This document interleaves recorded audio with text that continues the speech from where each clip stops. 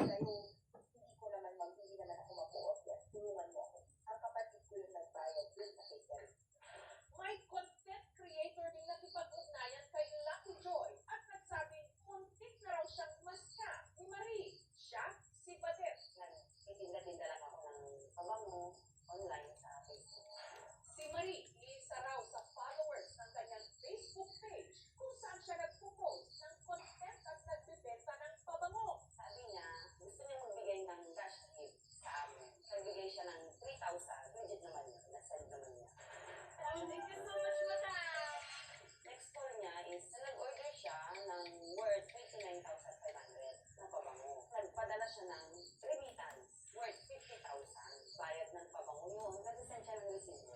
Pero na-discover raw ni Badet na ang pinapadala sa kanyang resibo ng bayad ni Marie, peke. Kung saan-saan akong remittance center nag-try, sabi talaga wala. May control number siya, pero wala talaga.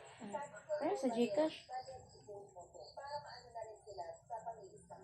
At tila umahaba pa ngayon ang listahan Na. ng mga Gcash, no? kay Marie. Kasama na riyan ang wedding coordinator at caterer mula sa Kalinga na si Rosil.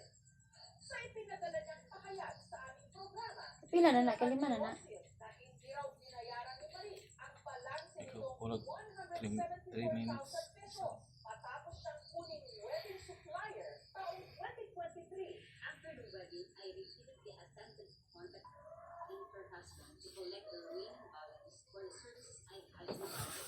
However, they continue to delay payment by making various promises and excuses. Ayon sa mga nagpapakilalang na biktima ni Marie, wala raw katotohanan na health worker ito sa Canada. If someone lives in this place, if you can find out what's going on.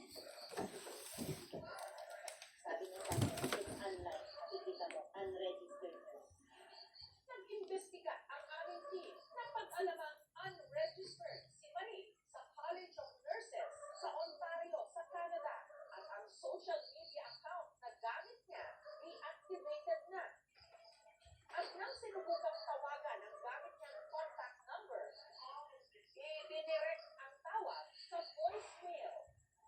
Dito sa bayan ng Bangki sa Ilocos Norte, naroon ang nagpakilalang tsahin daw ni Marie na si Geraldine. Sinabihan kami ng auntie namin na nag-house blessing sila, lahat taga-Bangui.